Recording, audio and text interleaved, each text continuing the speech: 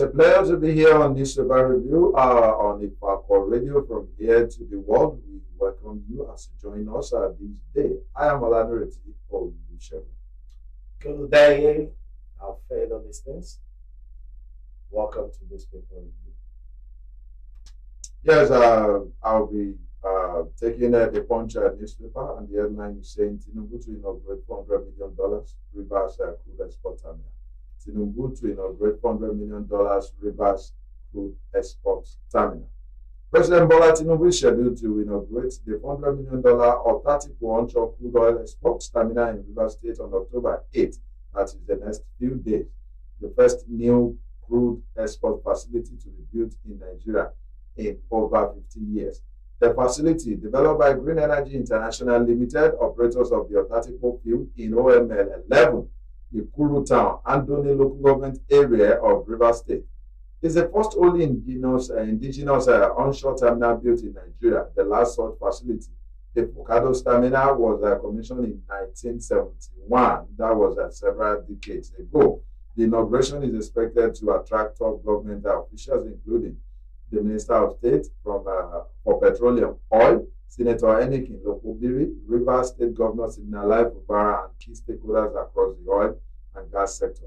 According to a statement signed by GIL, Executive Director of Legal and Corporate Services, Olusegun on Thursday, that was yesterday, the terminal aligns with President Tinubu's drive to boost crude oil production and address Nigeria's long-standing evacuation challenges. And now we are moving towards the right direction, most especially it is happening under the leadership of Asiwaju Bola Ahmed Tinubu, the president of the nation. And this is also coming when Fubara has also been returned to office. So today is, I think today's fourth or third.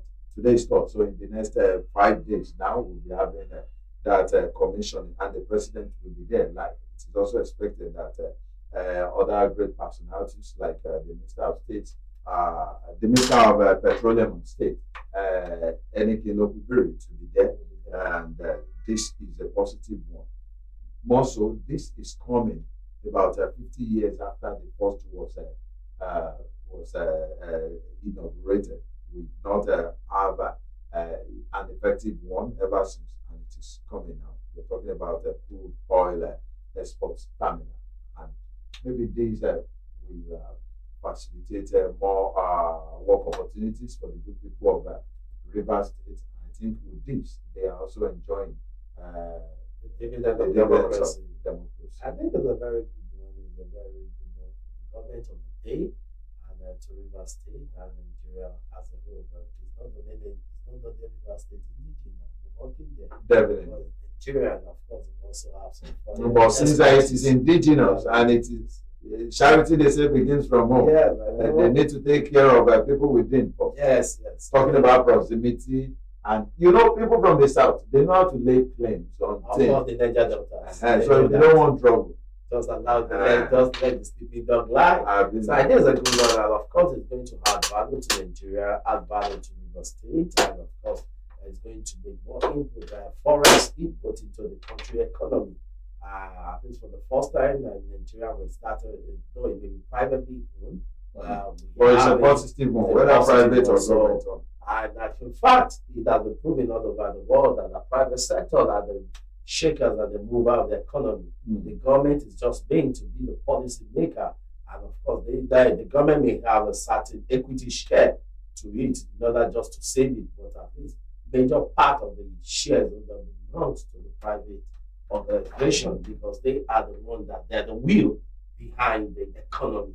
So I think it's a very good one. Now we have our producing, we have where we can export the port that we can export our crude oil. We also have where we can find our oil. So I think Nigeria is a good one for us. 50 years after the last one was commissioned. So after 5 decades. It's a very good one. Congratulations to President Bola Ahmed Tinubu, to Governor Fubara, and of course to Nigeria as a whole. So now we're moving to the Nation newspaper. The Nation newspaper I have is just in. Church of England names Mulali first woman Archbishop of Canterbury.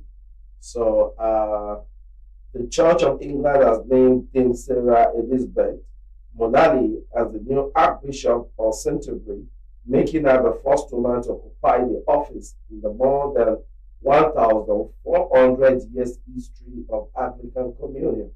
Monali, who has been serving as Bishop of London since 2018, emerged 106th Archbishop of the country, following the approval of the Crown Nomination Commission and confirmation by the monarch.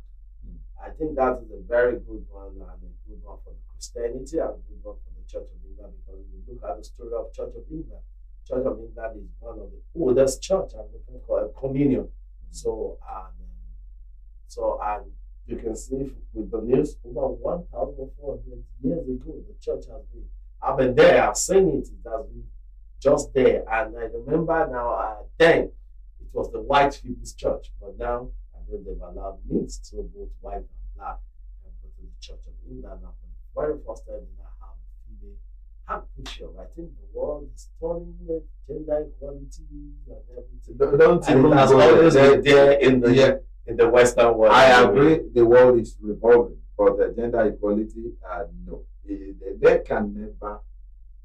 This is a personal notion, and we just have to face it. Even divinely, there's nothing like a gender equality, but there's nothing wrong on the part of those advocating for it.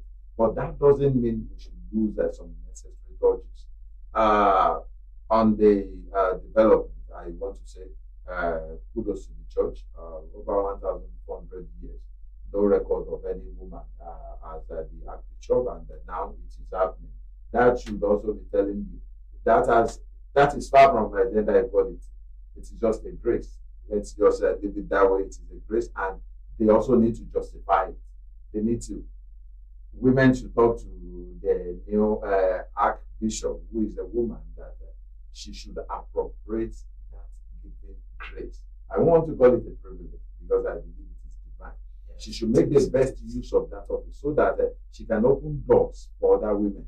Now they have the opportunity to convince the spiritual leaders that women can as well do this, because that position is a sensitive one, and women can be very emotional. That is why you don't see them occupying, or there is no room for them occupying some offices. They can be very emotional, they can be vulnerable, and when you are leading, you are a leader. You are not expected to be vulnerable, neither are you expected to take some stance emotionally. So I want to believe one of those things standing against them. They only need to do well, justify the giving grace, and convince everyone that. Yes, I agree with you, Chef. And I think that the woman over the years, they must have studied that, they must have carried a lot of research on her, because she has been the bishop of that, the Bishop of London since 2018. And I think she have a good track record over the years. So, and the grace eventually find out to be ambition. How many women will stay where grace will meet opportunity? That is where all these issues, when we want to do our analysis properly, we just have to get that right. Yes, I'll be continuing with the Nation newspaper, and the headline here says the NBA kicks as the police begin tinted glass permit enforcement. NBA kicks as police begin tinted glass permit and enforcement. The Nigerian Bar Association has vowed to provide free legal services to Nigerians harassed by the police over the controversial tinted glass permit, which is described as illegal. The NBA, through its section on public interest and development law, said the police had no constitutional basis to impose fees or annual renewals on motorists, warning that enforcement of the policy was both unlawful and a revenue-driven scheme. In a statement on Thursday, the chairman of the NBA's Public Interest Litigation Committee, Olukunle Edosan, said, "We shall invoke the powers of the court to ensure that the Nigeria police force does not trample on the rights of Nigerians. Any citizen who is harassed by the police is in the purported enforcement of the illegal tinted glass permit should feel free to contact any of the NBA branches.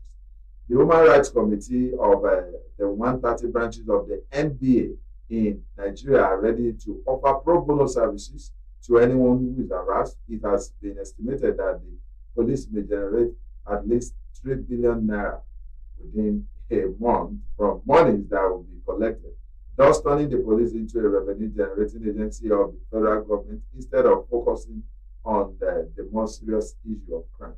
Edom, the spokesperson here stressed that the matter is already in court and accused the police of being lawless by commencing enforcement.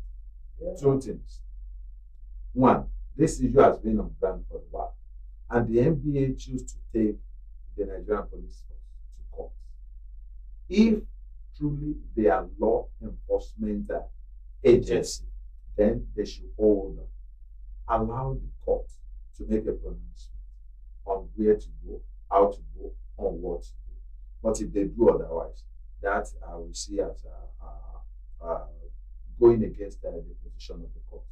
They should at least exercise patience. Why the rush in the first place?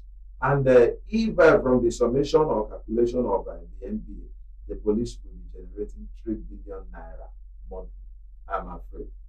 Where will the money be going? Yes, they will claim it's the government cover, but we know how such money is not going to government cover. We know that such money will be going to the revenue of the Nigerian police force, and of course, which will be expended. We need the general police and the commissioner and the DIGs and AIGs. Will it even get to the appropriate force? So, but the issue is that will it now go to the TSA? And why are they going to charge people for renewal of a tinted glass? Once you get your permit and the government already give you a pass, why the renewal? I think NBA has a point because the Nigerian police force or the police force generally all over the world, they don't have not meant to be a revenue generating agency. Yes. Their main focus is to protect lives and property, which is civil, and they need to look into crime to reduce crime rate within the society. Now, the Nigerian police force and the NBA now are the face off. Because sometimes I look at some of the vehicles that are tinted, some are customized tinted vehicles. So now the issue is that is there an executive order from the presidency, or there's a law, or there's a law from the National Assembly that now stop importation of customized tinted glass to the country. One, if such a thing is not there at the moment, so whatever the Nigerian police force is doing is null and void.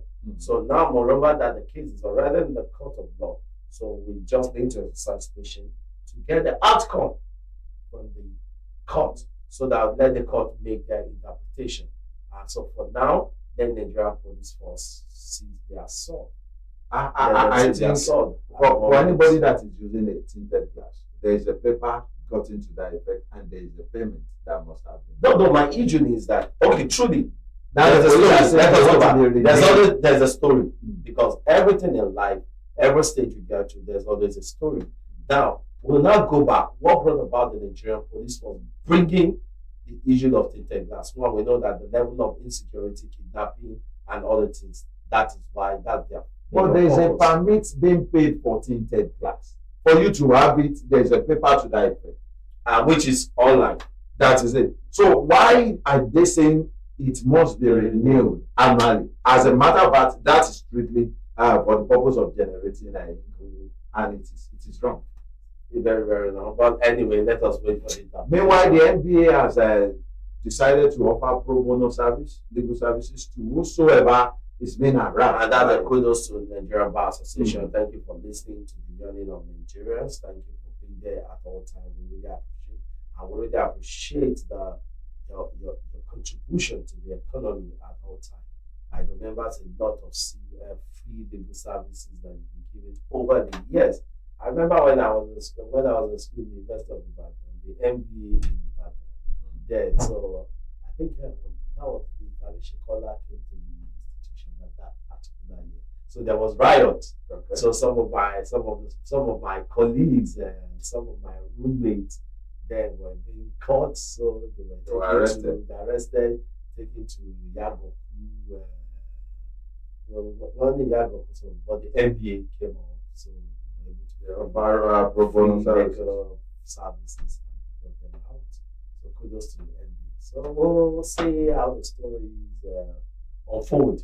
So we're waiting for the because the court has been seen as the place for As a matter of fact, it is contempt of court on the part of the police. Going ahead to enforce this, it is a big no.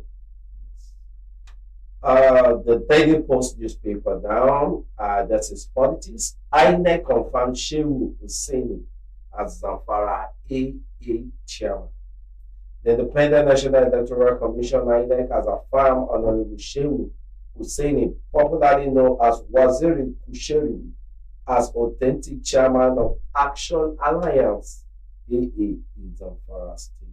The confirmation followed the resolution of a protracted leadership tussle within the party, which had lasted for more than a year. Speaking in Gusau on Thursday, Hussaini confirmed the development, noting that the commission decision aligned with the court ruling that recognized the executive under the party national chairman, Barrister Adekunle Omaje. I think this is a good one because now we know that the election, the political season is around the corner, and of course there will always be inter and intra party issue along across the political party.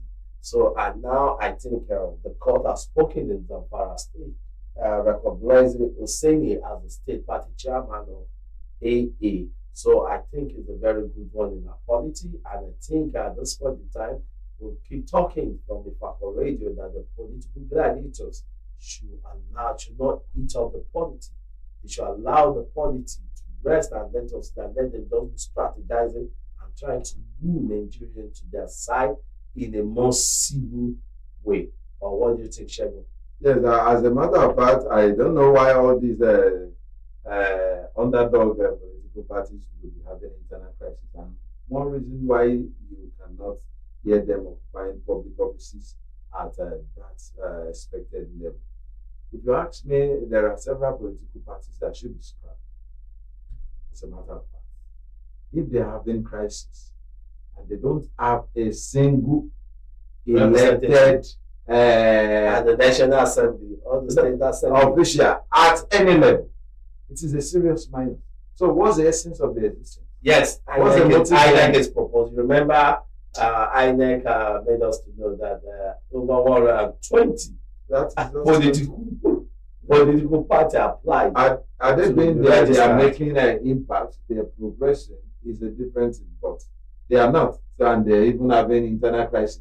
So that is telling us that they have a number of ulterior motives within them. Instead of them to settle and that's the fact. Some of these political parties don't even have elected councillors. Yes, they just want to be leaders of parties. I think it's time that we should bring all this political party together and let us. So we should downsize some of this political parties. So this is if it is 10 political economically, it's not making sense. Even on the part of INEC and in the long run, the pulse of the nation. During the elections, they will have to print in numbers. They will have to. But my issue is that you know that during the military era, from now, okay, I think I need to carry research on this because I don't know. I know during the military era, so maybe the government gave them some subvention before the election. So not even giving them exactly. I just think giving them maybe if they have given all political party maybe because of that. That is why. But there is no sense in that. This is something. This is something. EFCC should also be up and doing in this regard. What are they getting the subvention for? What is it being used for? They must be able to account for it because all this spending is coming from the hard-earned money of Nigerians. So it must be properly accounted. You cannot just come and say in the name of a political party why you are not moving from a particular standpoint. You get money from the force of the name. For what purpose? That reminds me during the military regime. There's one particular man in Ibadan then that always come out for presidency. So I keep wondering, they will come out for presidency, but what's happening? So later I got to discover that there's always a subvention given to political party. So this man is not a soldier political. He will just get pressed to his side and So there's a most Yeah, are you talking? I'm not going to mention the name of the person. Well, it's late now. But it's late. It's late. It's late. God It's rest late. his soul. Okay. And he happened to be a father of a senior colleague. Okay, a senior colleague. He happens to be a father of my friend of mine too. Mm-hmm. And in fact, the daughter was a lawyer at that This time. senior colleague also happened to be a feminist. Okay. It's all right. Moving on, still on the Punch newspaper, EFCC warns corps members against their fraudulent practices. EFCC warns corps members against fraudulent practices. The chairman of the Economic Financial Crimes Commission, Olaniyi, has warned corps members across the country against engaging in cybercrime and fraudulent practices, stressing that many young Nigerians are being convicted for internet fraud and branded as ex-convicts. Olusegun gave the charge on Thursday while addressing members of Batch B Stream 2 at the National Youth Service Corps Orientation Camp in the Yanakwaja area of Lagos State, represented by the head of Public Affairs, Lagos Zonal Directorate 2, Babatunde Sulaiman. The EFCC boss urged the corps members to be goal-oriented and avoid covering all criminal tendencies. They need to listen to this. They must be goal-oriented and avoid covering all criminal tendencies. All these have been said for their own purposes, for their own good, yes. Because when you're caught, you're caught. And once a criminal, always a criminal, and nobody should be found wanting in such regards, most especially when they have a brighter future by His grace ahead of them. For you to have struggled through the higher institution, you are now serving the fatherland, then you should just be patriotic enough. Don't get yourself involved. Don't soil your hand in what will blacklist you or even blacklist the nation. Our parents will say, remember the child of whom you are. So, and we have a lot of youths outside there that are not really focused, but they want to get there via a shortcut. And there's no shortcut to success. We only need to tell ourselves the truth. Just be up and doing, and the sky will be your stepping stone. Yes, for the Nigerian youth and the corpus, so they need to hew to this advice because youths are the vanguard of tomorrow, the leaders of tomorrow. So sometimes it's surprising seeing some videos on the social media, also especially during the electionary years, so you see what they're doing because they believe that they support one political candidate or the other. So they'll be the one doing the top printing. Now they by copper. And the reason why I gave this thing to copper is because to stop the manipulation, to stop all this. That's why it was given to copper. But do you know that some of them are more corrupt than all these leaders? Yeah.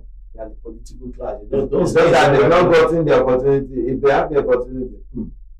Yeah, someone was saying, I was listening to the radio, someone was saying that the youth, a particular youth, was given an honor and privilege to be in this present administration at the federal level. So was given, I was not going to mention name, but that she had the honor and the privilege to be a minister in this country. And along the line, within a space of 6 months, they turned the place around something else. And people are now saying that we'll be clamoring that. Without mentioning names, Nigerians are not that the youth, that and people will be clamoring the youth. We know a number of youths that we can point at that have been there and have made a mess of public office. Yes. Both as executive and of course. And we need to change this story. We need to change this narrative. It is now left to us to get it right. So the corps members of these what's it called? Batch Stream 2. Yes, Stream 2 at the National Youth Service Corps Orientation Camp at the Yanakwaja area that were privileged to listen to the message of the EFCC boss. We should take the best use of the given advice. Yes. So I'll move to Daily Trust and our politics and Daily Trust 2027. Why Atiku is yet to declare aid. Speculation is mounting over whether former Vice President Atiku Abubakar will once again join Nigerian presidential race in 2027. But unlike some of his contemporaries, the Waziri Adamawa has remained cautious, carefully avoiding any definitive statement about its intention, while other leaders in African Democratic Congress ADC coalition, such as Labour Party 2023 candidate Peter Obi and former Rivers State Governor Rotimi Amechi, have openly indicated an interest in contesting, even pledging to serve only a single term under North-South zoning arrangement. Atiku has remained non-committal. This posture has unsettled some coalition members, with groups like Obedient Movement alleging that the alliance was engineered to pave the way for an Atiku presidency. The ADC leadership, however, has denied such claim, insisting that all aspirants will be treated equally. The race for a ticket. I remember that book called Animal Farm. And you sure that our candidate will be treated equally, because at the end of the book, you remember some animal other than the others. So, and of course, the Waziri of Adamawa has been there over the years. So compared to that of Peter Obi and other people that are also aspiring under the coalition. Now, we know that Atiku moved from PDP to the coalition party, and of course the governor of if he has moved, has it picked up his membership card? No, he turned it over. He resigned officially from PDP. Yes, I know, but there was a story back then that he has not picked up his membership card of the ATC. Yes, in Adamawa. So you also need to do that to authenticate his membership. You cannot just be a member. Now we are saying that all these aspirants, this lead aspirant, what's his name, the former Minister of Transportation, Rotimi Amechi, Atiku Abubakar, Peter Obi.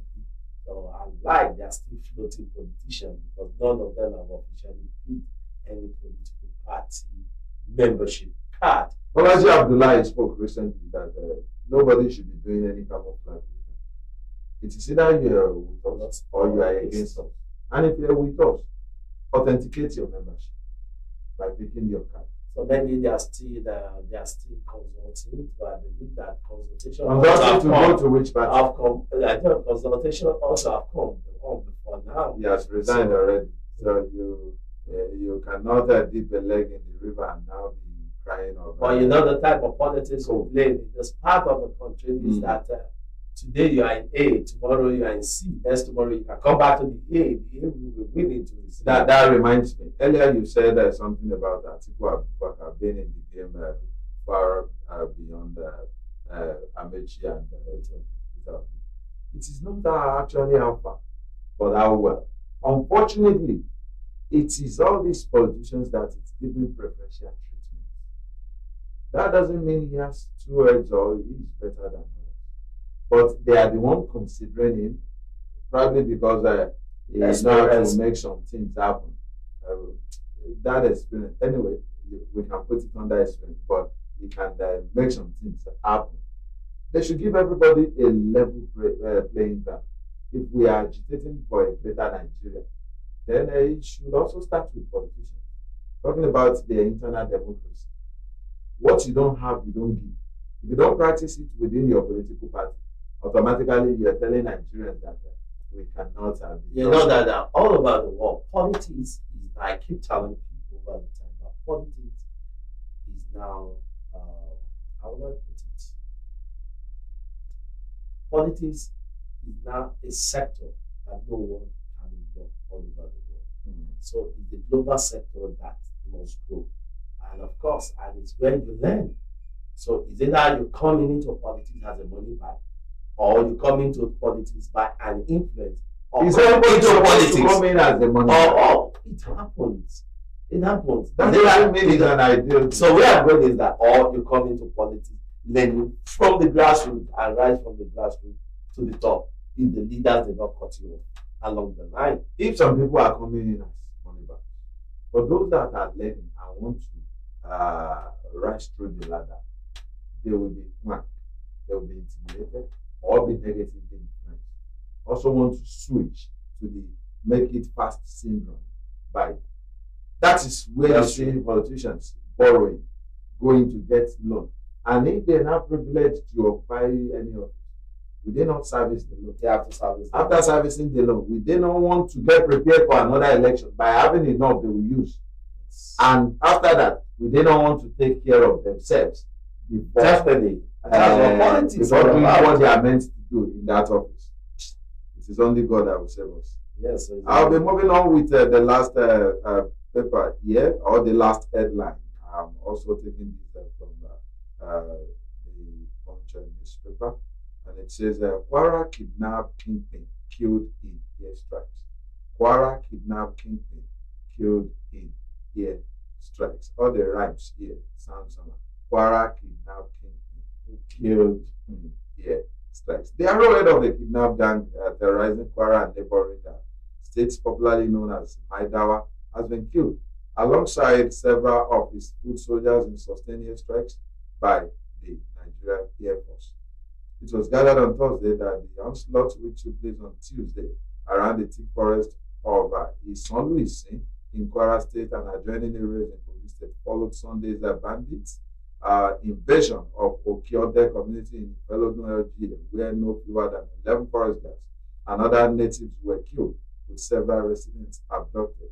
Confirming the development, the senior special assistant on communications to Governor Abdurrahman Abdulrazak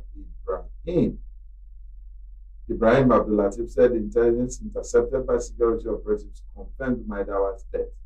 Communications intercepted from the Marauding kidnappers revealed that a notorious kidnapper known as Maidawa and many of his foot soldiers have been eliminated in an encounter with joint security forces around Isanlu in Kwara State. Abdulatif wrote on his X handle on Thursday, and we say kudos, bravo, and well done to that special security forces, the joint security forces that worked to bring Maidawa to his knees. Yes, it's late now, and terrorism there, I want to believe, will subside once the captain is taken care of. Other ships will scatter.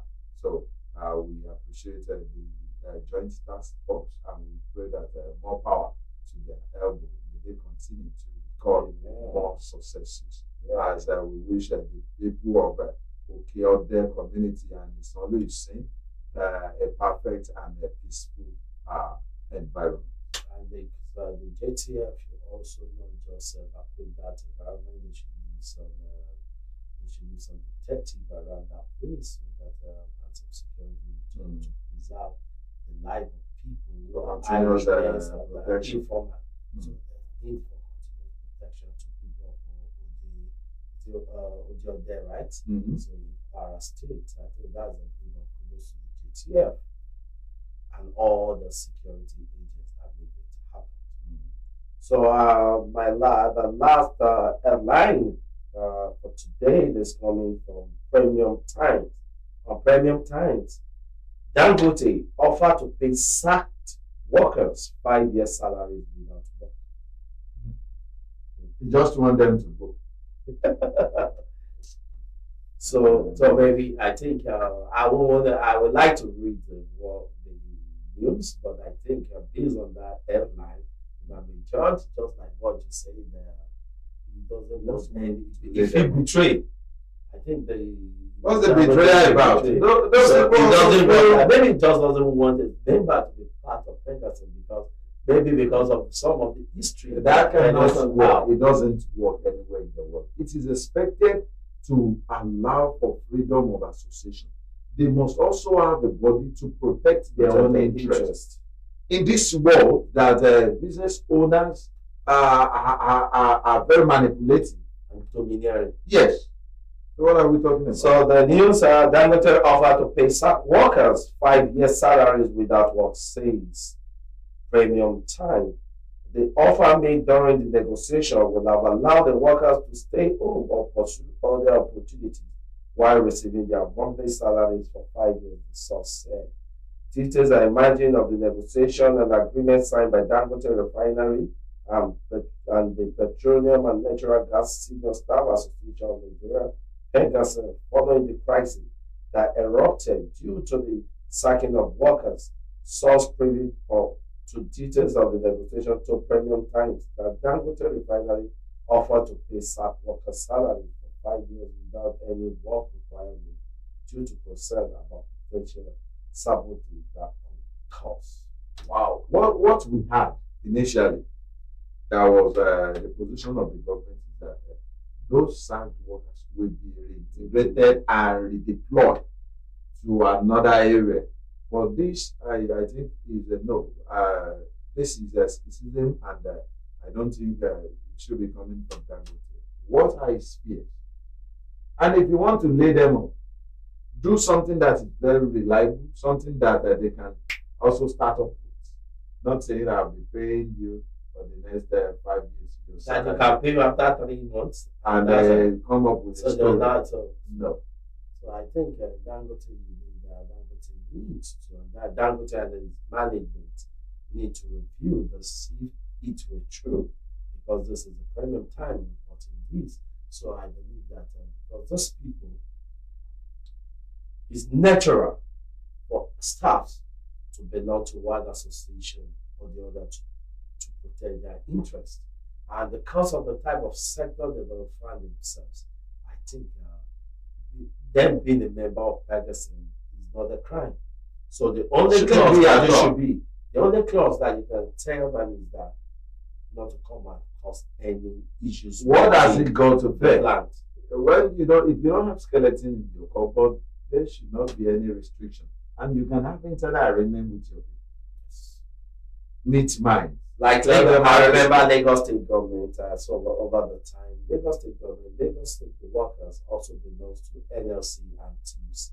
But there's one institution. Oh, no, that was the ASU. Okay. So, but there's one particular institution in Lagos State. They are member of ASU, but they don't go on strike.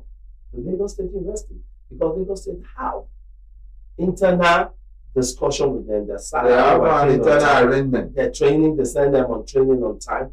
Whatever thing they request for, the government look into it and provide the percentage that they can, and they have to have agreement. That is why there have never been any academic breakdown in LASU, not until maybe recently that they have an issues and which was quickly resolved within 5-6 days.